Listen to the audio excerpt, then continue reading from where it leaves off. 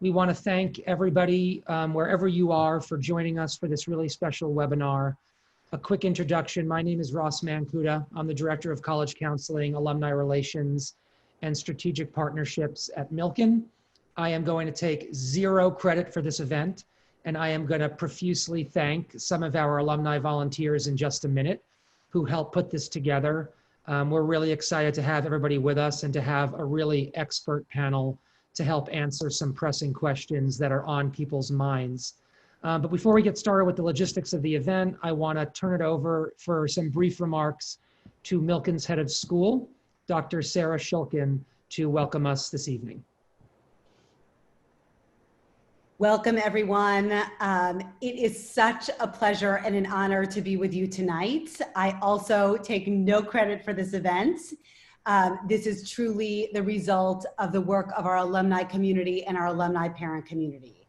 And I think that one of the hidden benefits to the time of COVID has been the opportunity to gather people together to re-engage in the community from all over the country and even all over the world, and how meaningful it is to create opportunity to discuss areas of interest across generations, across the country, that where the commonality is really the connection to Milken. And as I think about how we want to grow the school and take the school into the future, we will so need not only the current students and the current parents, but our alums, our alumni parents, the Jewish community at large, because it's pretty clear that what we're trying to do at Milken is really to graduate the next generation of Jewish leaders who are going to go out into the world and in whatever field they're in, work to make this a better world than the one that they inherited. So it's a special joy and privilege for me tonight because both Dorian and Ryan were middle schoolers when I was the middle school director. And there's nothing better as an educator than getting to learn from your own students. So I want to thank the two of you in particular and thank everyone who serves on the panel and everyone who's joining us tonight. And I will turn it back to Ross. Thanks so much, Sarah, and thanks for your leadership at Milken. So for everybody out there, we are expecting potentially over 200 guests. We had a huge response to this event, and we are really excited to bring it to you. A little quick background. About a month ago, I met with our alumni board, 4 of whom you see right now, Leon and Niso Hassan, Ryan Gurman, and Dorian Aftalion. And they had this brainchild to bring the Milken community together to do a real estate check-in event. And this is their creation. They spent the last month finding expert panelists, promoting the event, and coming up with questions, and they're about to serve as moderators for our discussion. And I could not be more thankful for their contributions to the Milken community. They are an incredible quartet of alumni who I know I can turn to whenever we need it. Be on the lookout for those of you in the alumni and alumni parent community and current parent community. We'll be doing other programming later on this summer, and we'll be emailing out that information next week. We took questions during registration when folks signed up for the event, and those are the questions that we will be asking of our panelists over the course of the next hour. So thank you everybody for submitting those inquiries. And with that, I'm going to turn it over to Ryan and Dorian to lead us with our discussion. Hi everyone, my name is Dorian Aftalion, class of 2014, and I, along with Ryan Gurman, who's class of 2015, will be your moderators for tonight. We're really excited to have you all joining us tonight to discuss the impact of COVID in respect to the real estate market. We would like to give a very special thank you to the team of individuals that helped put this event together, specifically Ross, Leon, and Niso, and of course, our diverse set of panelists. Thank you all for taking the time to participate.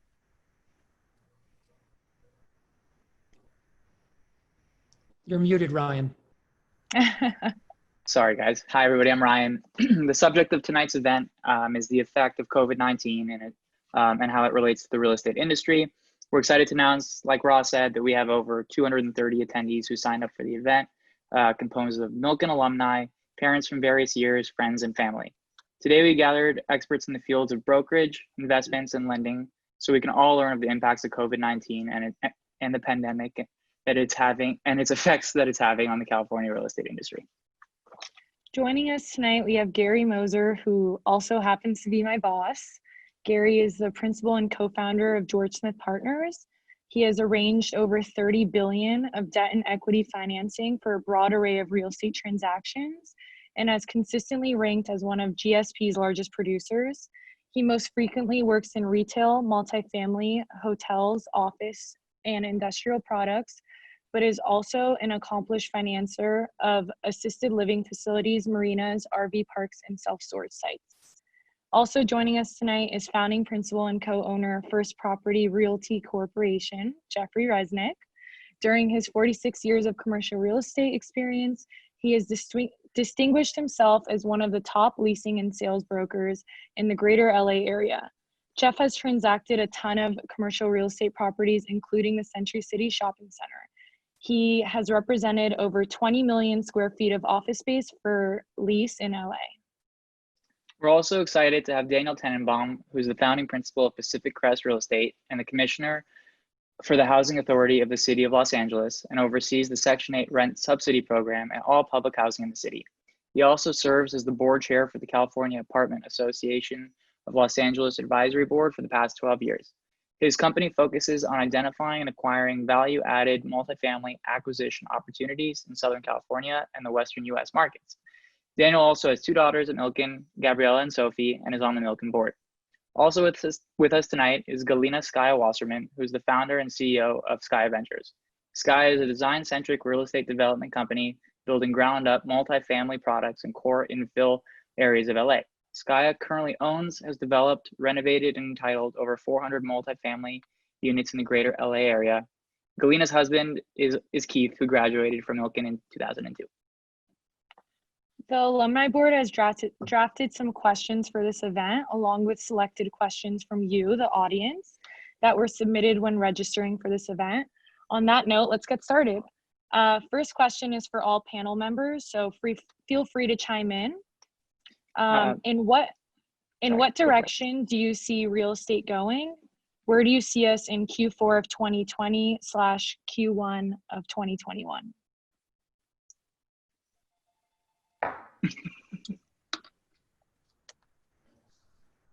Hey, Jeff. Happy to begin. Sorry, there's a phone ringing in the background. I'm happy to begin. Most of us feel that the remainder of this year is going to be very challenging. And it'll probably take until sometime deep into next year before things get back to some degree of normalcy. But in the next 6 months, the remainder of this year will be very challenging. I agree that there's going to be some challenges, but I think there are going to be winners and losers. Certain type of apartments are going to do well because people have to live someplace. There's a huge housing shortage. I think industrial is doing great for its distribution because we're going to an e-commerce economy. Grocery, drug anchored shopping centers are doing well because one of the few things that we're allowed to do to get out of our house is go to the grocery store. The movie theaters, the gyms, the hotels are all going to struggle incredibly. I think that you have to understand that there's so much uncertainty out there. We don't know what's happening with COVID-2 and what's the second wave going to be like. We don't know about the next stimulus package. We don't know about civil unrest, and we don't know the election. Until we really have visibility into the marketplace at the end of the year after the election, I think that people are going to be cautious when investing in real estate because they just don't know what's really going to happen. I'll add to that as well. For Skya, I believe that the future of real estate is going to look different than how you see it today in terms of multifamily. So for example, multifamily just provides a roof over your head. And multifamily will now need to be more than just four walls.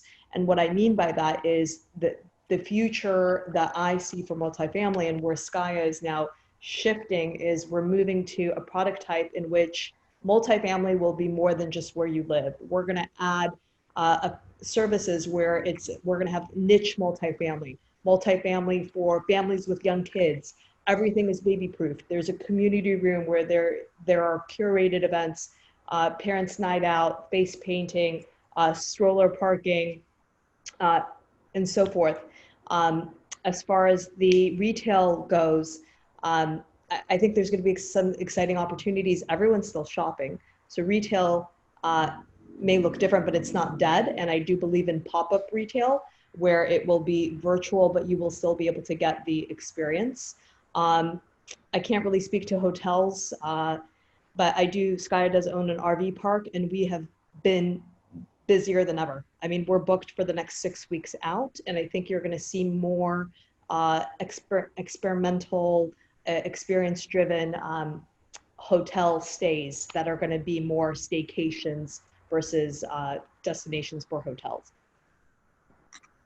I can add for the apartment industry, which is kind of my focus, that I would expect the volume of transactions to go down for the next, 6 months or so at least. It may pick up next year, but there's a disconnect still between the sellers and the buyers. There's a lot of people who we're hoping that there's going to be these huge price decreases that would lead to these great opportunities. Some people you may know have created funds to distress funds, kind of reminiscent of the last recession. And so, but what we're seeing is that the sellers are not really lowering their prices that significantly, if at all. We're also seeing that it's difficult the lending environment is more difficult. So it's hard to get the kind of loan that you used to get to be able to pay the same price for an apartment building, because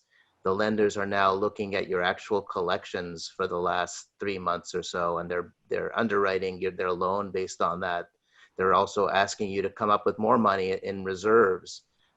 So it just makes the transactions more difficult on the buying side because of the financing. So that just decreases the amount of potential buyers, not to mention the fact that we're not sure when this is going to end. And so that just makes buyers a little more hesitant. And then the sellers thinking, well, this is a temporary thing. I still, don't, at this point, maybe don't need to sell. There may be some people who will need to sell, especially smaller owners who may have having a 10% of your units when you have 100 units is not as bad as if you have a duplex and one of your units is not paying rent. And so there may be a point where if there's not enough government help for the tenants, that we will see prices in apartments decrease, just because there's going to be potentially some people that will just be forced to sell. On the brokerage side of the business is down 40 to 50% this year. And it's clear that tenants don't know what they want to do.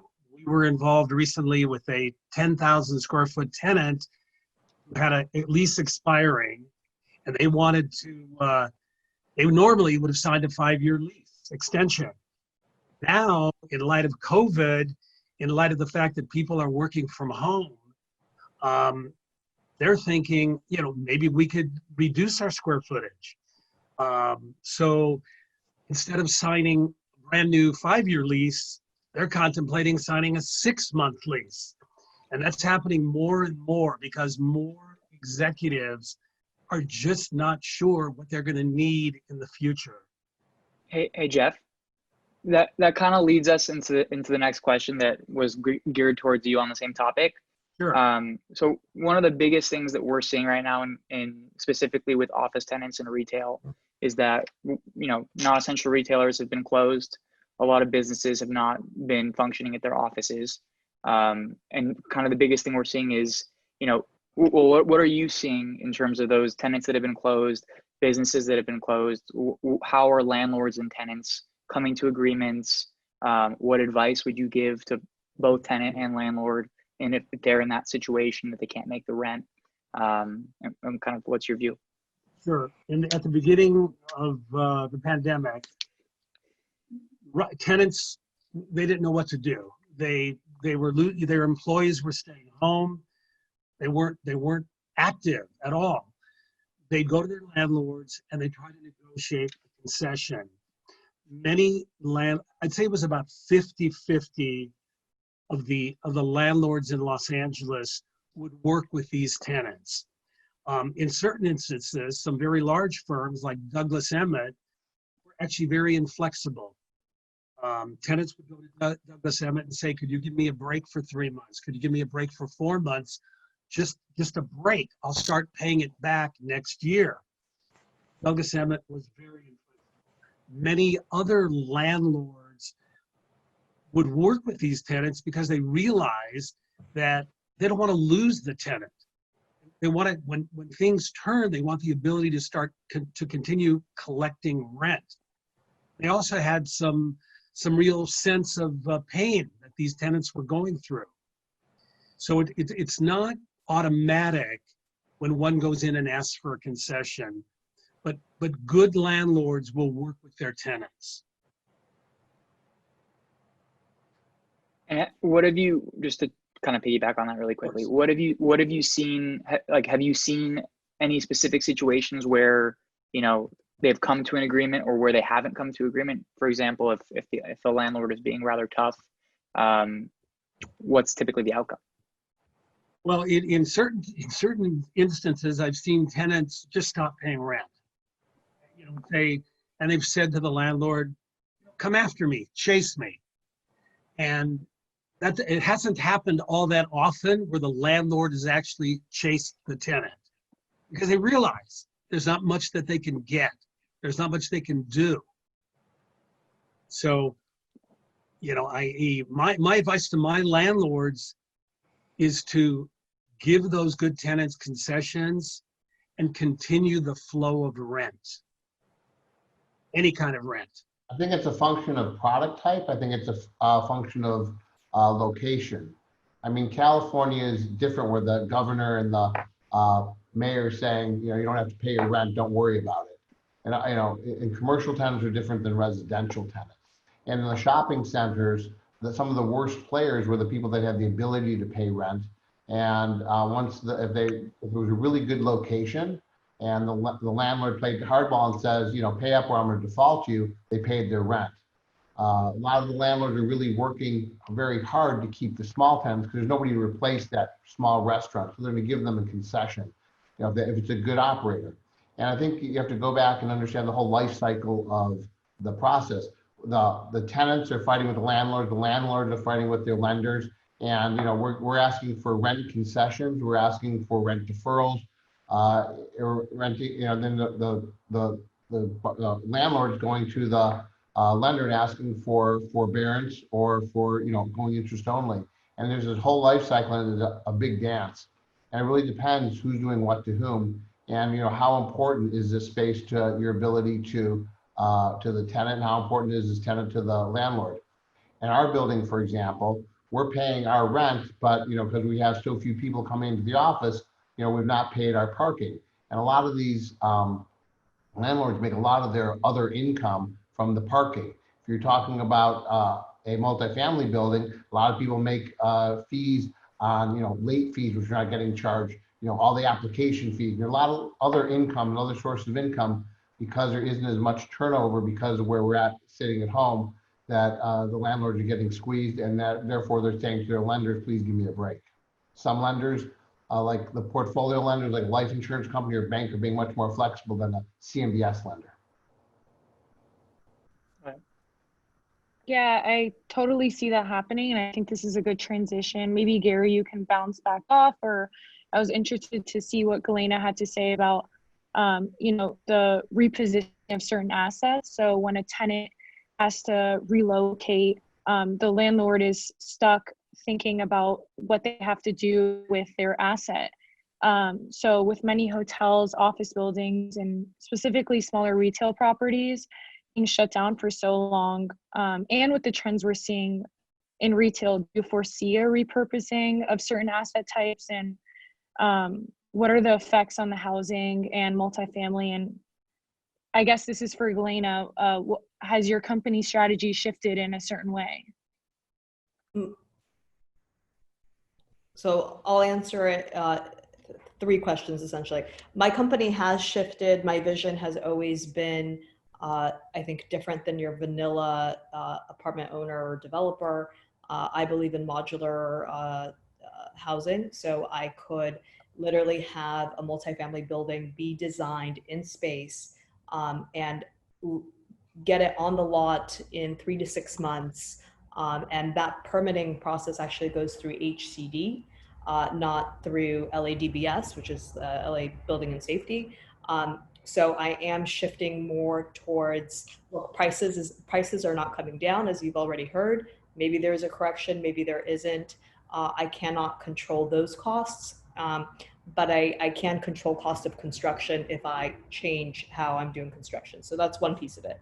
The second piece, which you guys heard of, and actually George Smith Partners is sourcing the funding for this, is where Skya is acquiring another building in West LA, and we're going to be launching the concept for housing for families with young kids. All of the units are very large size units. Our 3s are 1,600 square feet. Our 2s with den are 1,300 square feet and change. So again, adding services. I have a new 92 unit ground up in East Hollywood that is opportunity zone funded. It's in an opportunity zone, and we're going to have co-working space, which will be needed as people are now working from home and they have kids and dogs and other people working from home, and it's nuts. So we're shifting in trying to really understand who our customer is and what are their needs and what are the needs as a whole. And then your other question was on the retail side. I'm not in retail, but I have been observing the trends. And like I mentioned, I think there will be repurposing, yes. Where do I think office space is dead? No, I think that's a very broad generalization. But I do think that we'll see a repositioning of how we utilize it. So I think people will go back to office at smaller footprints. I think there will be excess office space. What we do with that, I think, is yet to be seen. I have a few ideas. It would be great if we could get zoning that would allow us to do live work lofts to address maybe some of the affordability. And then also there's another piece to it where right now, if you have kids, I formed a micro school in my guest house with 4 other kids. And I think we're seeing more and more of that. And it'd be interesting to see some of the spaces being repositioned for micropod-like schools, where I think 15% of the people who have started micropods will not be sending their kids back to the traditional form of education in the future. I think, did I answer those 3 questions?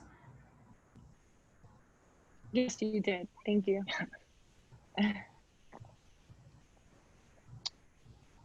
Cool. Dorian, I think it's you.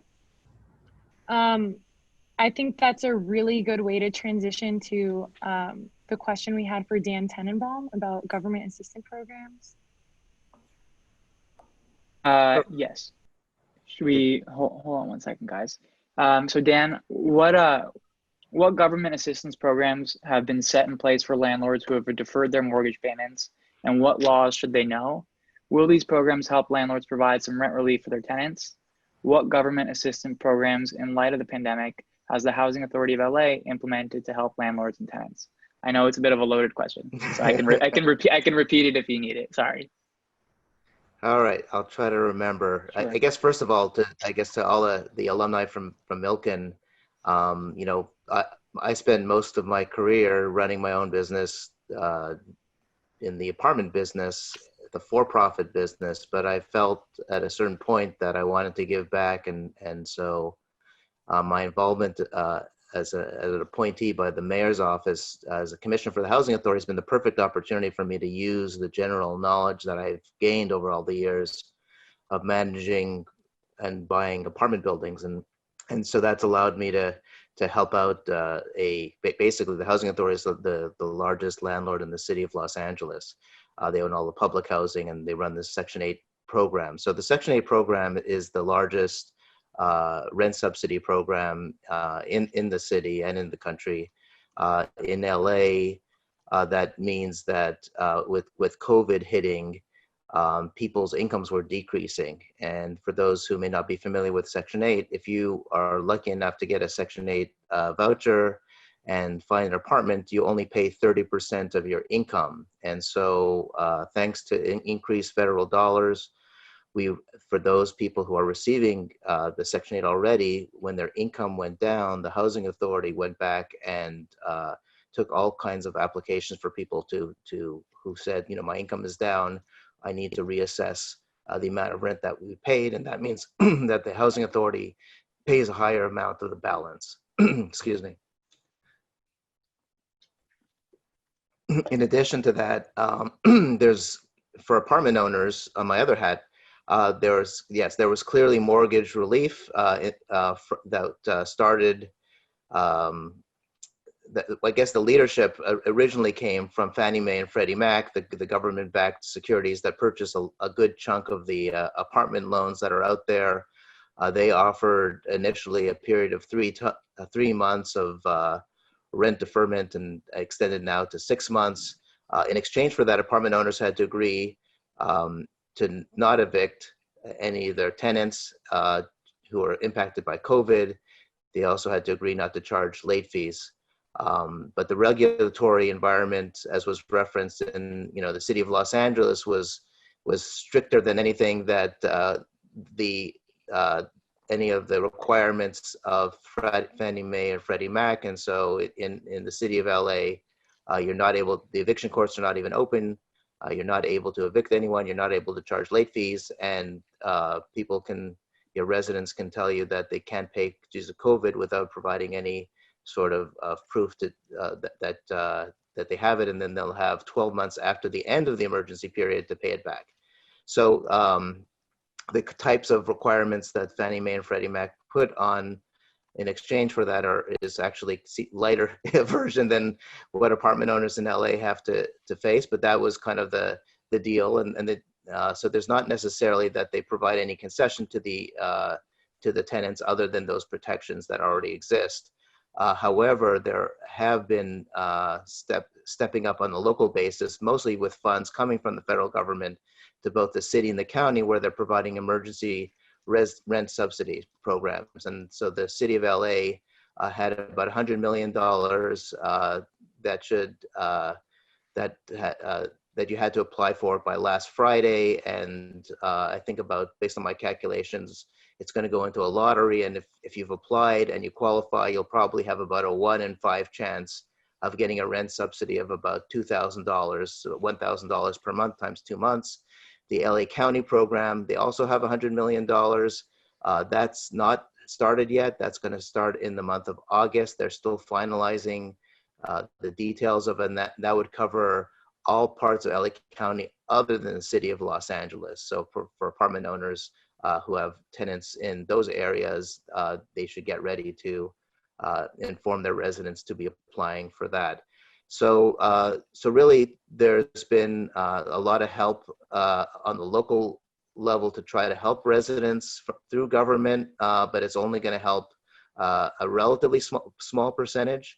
Even though $100 million times 2 sounds like a lot of money, it's just a big city and a lot of people are behind in rent. But there are also other nonprofit organizations that are helping out within the Jewish community. We do have the Jewish Free Loan Association, and they have been providing loans to prevent evictions and to help people with rent. And actually, Gelena's husband and his partner at Gelt, Keith Wasserman, and his partner had founded a Resident Relief Foundation, and they've done a great job as well, especially locally, although they're a national organization, to help provide extra help to residents who have applied, who are at risk of losing their home through eviction or eventually through eviction after the eviction moratorium is over. And their organizations come and step up, providing them with some aid to help them pay the rent. So there's a combination of federal loan help, there's local rent subsidies, as well as nonprofit subsidies that are trying to help, but there's a lot of people impacted and not everyone will be helped. Thank you so much for that. The next question is for Gary Mozer. how long do you think our recovery period will take to get back to pre-COVID levels? Well, it really depends what asset class you're talking about. I don't think hotels will be back until 2020. I think that, B apartments are going to thrive because I think a lot of people are going to move down from the A's. And I think that, you're going to be back, right in the end of, as soon as they start able to pay full rent and evict people, I think, the first quarter of next year, if that's when the rent moratorium is over, I think the B's will be back where they were because they'll move out of A's. There's more demand than supply. I think certain retailers will be doing well, but I think certain retailers will never recover. I think a lot of the mom and pops, being closed this long are just not going to survive. So I think that, it's really, that's why you can make so much money in real estate is because the market is so inefficient.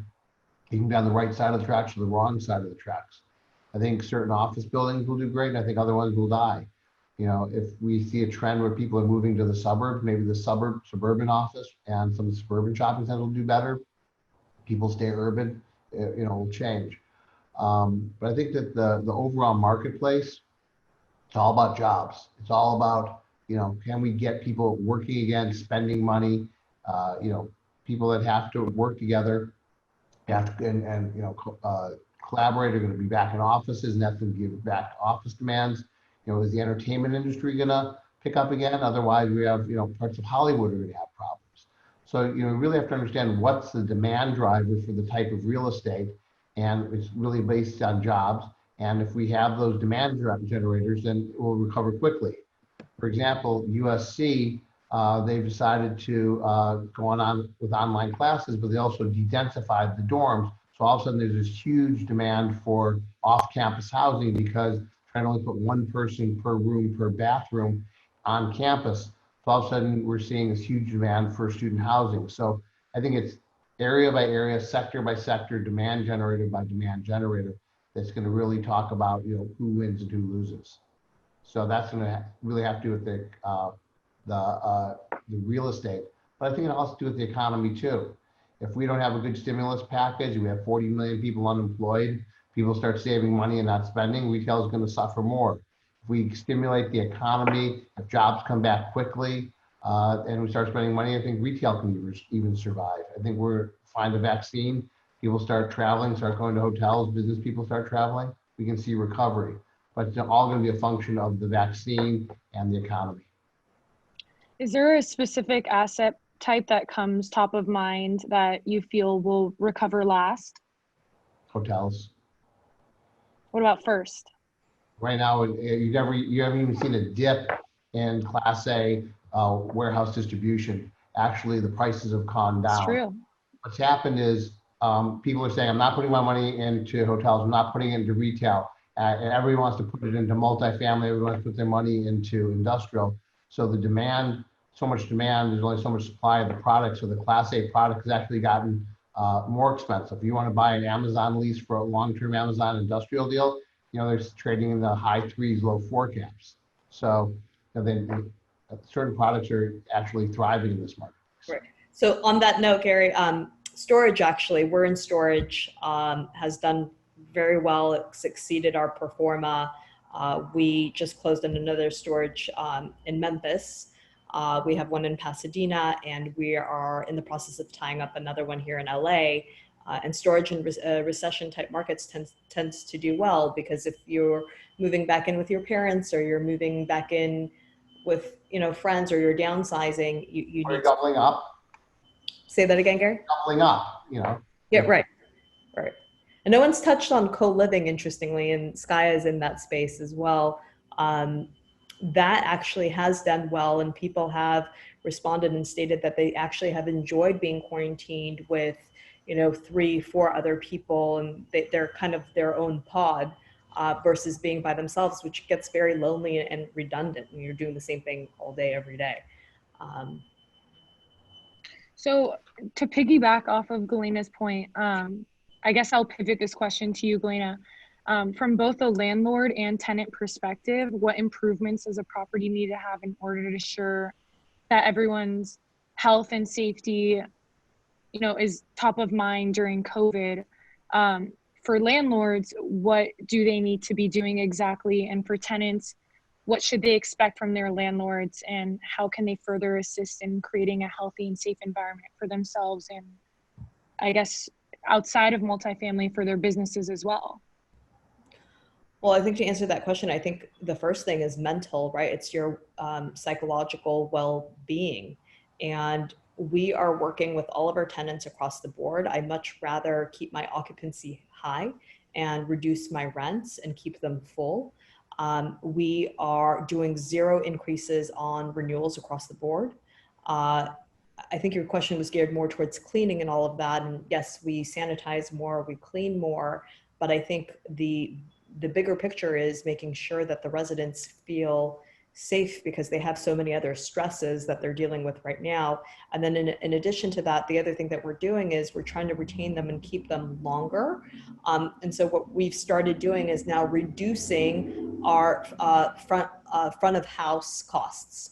So we've done all of our leases virtually. I leased 92 units in Pasadena. Literally, we have 5 units left. I did that all throughout COVID from March till now, and we did all the tours virtually. So what that tells me is I don't need 2 leasing managers in the front office. There's no reason why we would pay those salaries.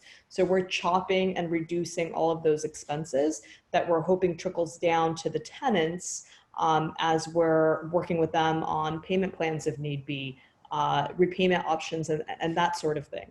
I will say, shockingly, across Skya's portfolio, we've collected 98% of rents since COVID hit, which is extremely high.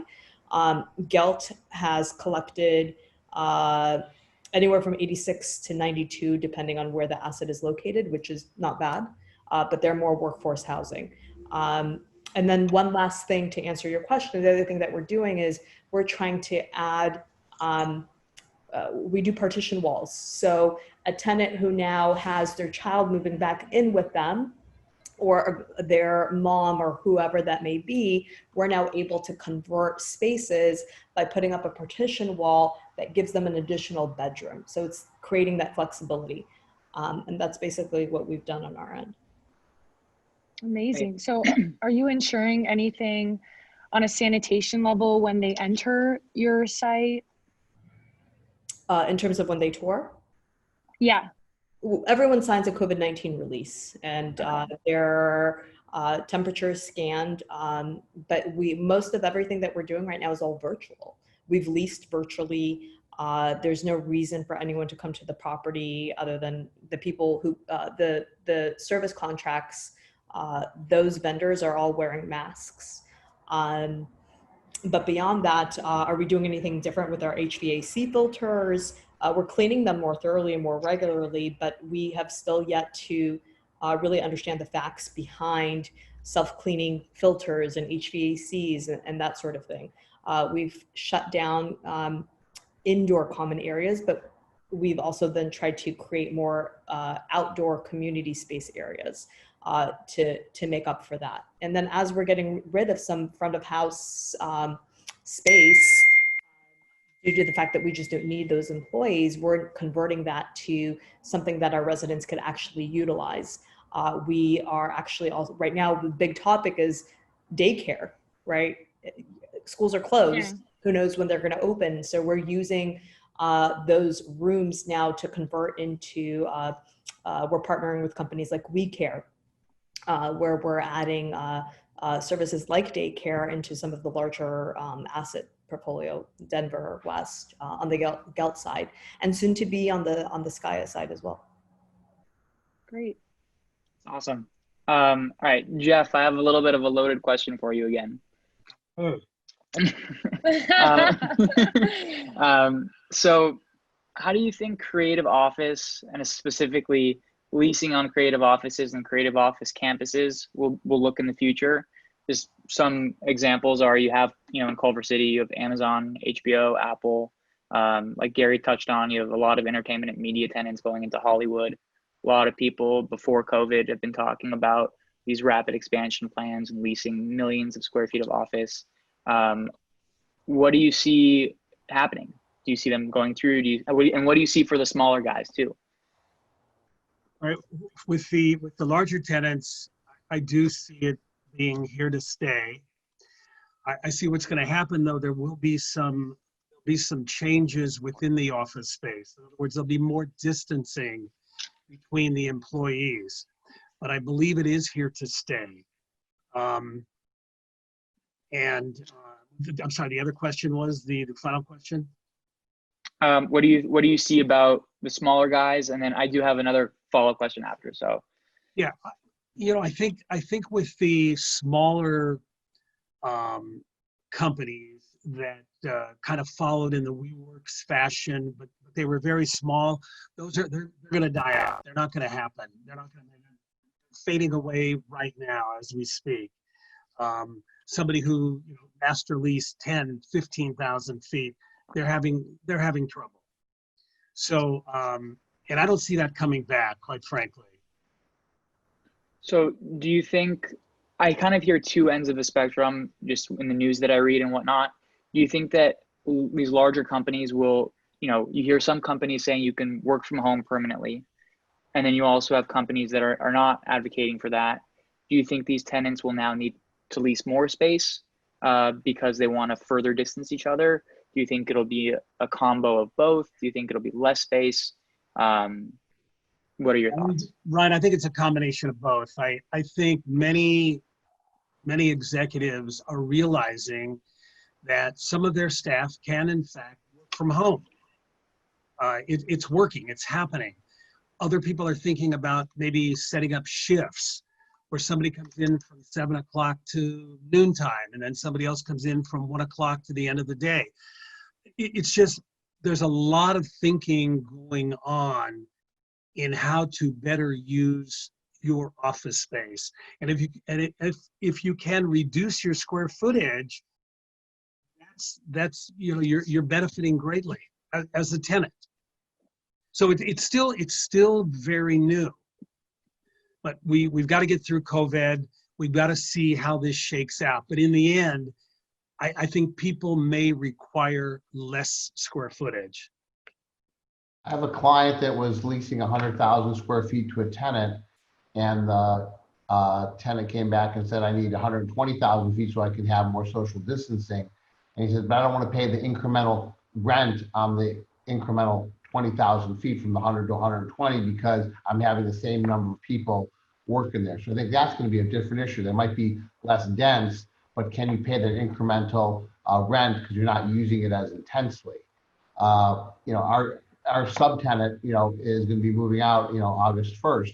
We're going to be able to expand out. We were trying to figure out, we have 50 people in our office. How do you house everybody? Now we're saying, great, we have a release valve. We have more space for our people.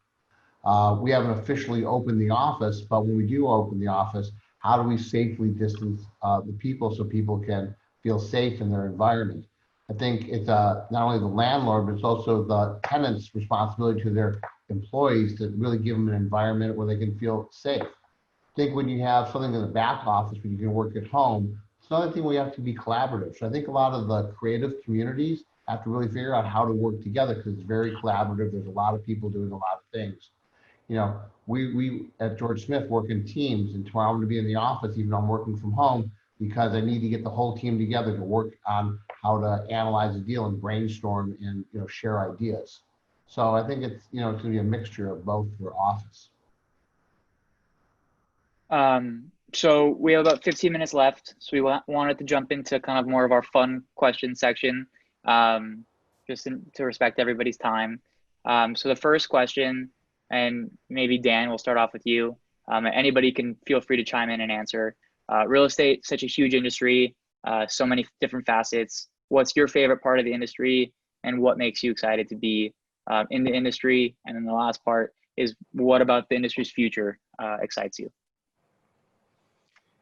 Well, I really like the part of the real estate industry that I'm in the residential. I just like the fact that we're providing one of human beings' basic needs, and we're really taking care of our residents in a way that they can feel at home, even though they're living in an apartment. And we try to make the what's kind of fun.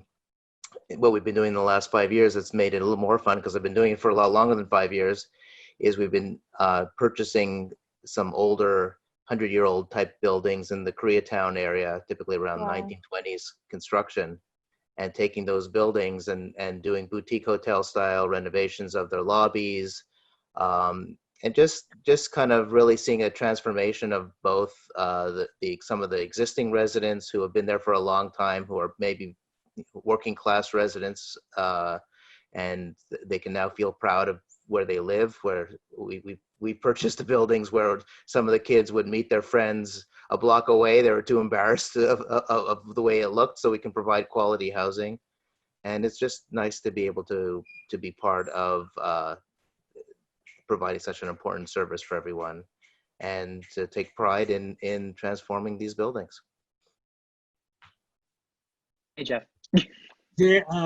Ryan, I like the action of the business. Of course you do. I do. I do. And I'll give you a perfect example. A bunch of years back, I left CB and formed an investment development company. And we did 37 deals in 9 years. But I'd be sitting in the conference room. Everything we did was value add. So I'd be sitting in the conference room with an architect, a contractor, a lender, and I'd be like, so bored. I need to go out and do deals. And then I decided, you know what? I'll form a brokerage company and I can still do deals.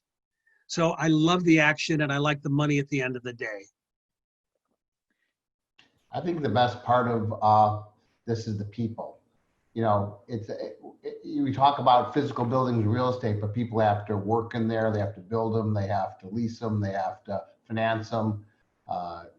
My favorite thing is just all the different people that you get to meet from all different walks of life, all people with different things that drive them. I get to mentor people like Dorian and the young people, and it's a great industry to be in because there's so many different ways you can touch it. There's so many different product types. There's so many different capital sources. There's so many different people that are building it, leasing it, everything. So I think the best part about the industry is all the people. I think for me, what's most exciting is putting together the team and watching the project go from start to completion and the design aspect of it. Also the people, and then dealing with the pain points, which is mainly the city and outdated zoning and all those conflicts that come with development, which are difficult and take a lot of time and are costly. And then of course, sending those checks to our investors and building their wealth for them really excites me, and solving pain points in our industry. And there's so many pain points: affordability, how we utilize our space, where we build, why we build, gentrification, how do we achieve gentrification without dispersing the businesses that are already there, and how do we incorporate them into the story. Fintech, we have Demuso who's solving rent payments, and all of that is being done online. I think our industry is very outdated in terms of the technology that we have, or rather I should say that we don't have. So watching all of that come online. And then lastly, I would also say solving construction pain points. There's no reason on earth why it should take 2 years to build a very simple building, but it does. And I think there are other options that I'm very excited to explore and bring to market where I could get something done and built in 6 months. Thank you. So in light of COVID, what is the best way to get into the real estate industry, and is now the right time? Gelena, start us off. So, Ryan, when he introduced me, I did brokerage, office sales and leasing. I was a tenant rep broker for 8 years, and I started in June of 08, and I think a few months right after the market tanked. And it's the best time to get into the industry. I'm sure Gary will tell you that. There's no better time than when the market is down. Gelt was founded and started also right around the same time in 2008. They bought their first fourplex in Bakersfield. There's no better time to start. Do not overthink it. You are your best asset. Stop making excuses. If you're not doing it, you're making up excuses. Just do it. It's a great answer. I think it's a great Couldn't time. I agree with you more? I think it's a great time to be in this industry, because the fortunes are made when there's a downturn and there's a correction in the marketplace. The part is, once again, it's all about basic economics, supply and demand. When I was looking for an analyst, I put my information on LinkedIn and ZipRecruiter. I got 800 resumes in 2 days, and I found my star player, which was Dorian. You can find really incredible talent, and you have to find people that you can't teach. Work ethic. You can't teach personality. You can't teach integrity. Teach anybody real estate. And so right now is a great opportunity if you can find a mentor that can bring you up in this business, because once you have the skill set, it's going to be an incredible opportunity right now to do deals. I agree with the other speakers. In a down period like this, there's a great opportunity to come into the business. I think, frankly, we're going to be losing some young brokers who may have been in the business a few years and realizing that they're having trouble making an income, but that will make more opportunity available to new people. And it is a great industry. It's a great business. And I would just add that if you don't have the money, then but you have the skill, then there's always other people's money, as they say. So so my business is based on creating a limited partnership or LLC for a specific acquisition, and I'm what's called a syndicator. That means I get other investors to invest with me in purchasing the buildings. And so I'm not the primary owner of the buildings. I own usually typically about 10%, and I have to raise the rest. And if you do not have the skill, then now is maybe a good time to work for a larger company like George Smith Partners or others. So it's where you can get experience from seeing what other apartment owners are doing or other types of real estate investors are doing, and then learn from them, and then hopefully build your own track record that would give confidence to other potential investors to invest with you when you have a little bit of money saved and can do your first deal. I think it's really important to also utilize the programs around the city with the professional organizations that really try to help the younger people. I've been a mentor for 14 years in ULI and the Young Leadership Group. I think Dorian's involved in that. NAIOP, National Association of Office Industrial Parks, has a Young Leadership Group, ICSC. So once again, if you want to break into the industry, make sure you get to know people and make sure you get mentored by people that can help you grow in this industry. I just want to chime in real quick. So I started brokerage in retail about 18 months ago. I was an intern at CBRE for 2 years and had some experience with Westfield beforehand. And before COVID, I would see Jeff at the gym every morning for about, 18 months. And he gave me the same advice. So his advice was well taken. Someone who's young in the industry, in March, I was like, Jeff, what do I do? What do you think is going to happen? And he pretty much gave the same advice. Just keep your head up and keep going. That's what I've been doing. And, there is no better value than hard work. And I've been working 10 times harder than I was before during this time. And I am seeing results. So I definitely think that all that advice if you take it, it really can work. So thanks, Jeff, and everybody else. And the door's open anytime you want to come over, Ryan. One day. Okay. Last question to close off. What is the best way to start investing in real estate without having millions of dollars to do so? And I know Dan covered some of this, so I think it would be a good leeway to start with him. I don't know if I have much more to add to what I said, so I'll let others chime in. So you don't need millions of dollars to invest in real estate. We have taken small checks as small as $5,000 to help friends get started. We don't typically do that, nor do we advertise that. Minimum check size is usually $100K, but don't be shy to ask. You could start little, find out who the top syndicators are and what product type you want to invest in, do your due diligence on those syndicators and reach out and ask. All they could do is say no. Dan's going to say yes. You want to do it on your own, you could look to small retail, you could look to small residential property. recommend that. I highly recommend that. We just did a deal on Thursday last week. We put a deal on a crowdfunding site for raising $7 million of equity. By Monday, we had raised $8 million in checks. Average check was about $50,000, but they're as small as 5 and as big as 150,000. So if you want to invest in real estate, you should find out who's the right sponsor. And you have to understand what you want to invest in. You can do it yourself. You can do it. Don't be afraid. You can do it yourself. You can look at small retail. You look at small multifamily, small single family. It's the way to go. But do it. You got to do it. Yeah, people usually start off, they really want to do their first deal. They might buy a house and fix it up and flip it, or they buy a duplex and then they go buy a fourplex, and eventually they're buying 250 unit deals. Mm-hmm. Sky started with one single family home. It was in West Toluca Lake. I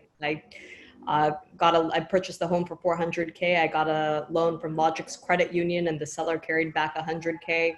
I renovated the house. Everything that could go wrong went wrong. I learned a lot. It made it into LA Times of Home of the Week. I sold it for 1.2. We made about 38% profit margin on that. And then I did it again and again and again until that was parlayed into larger multifamily deals, like similar to what I'm doing now.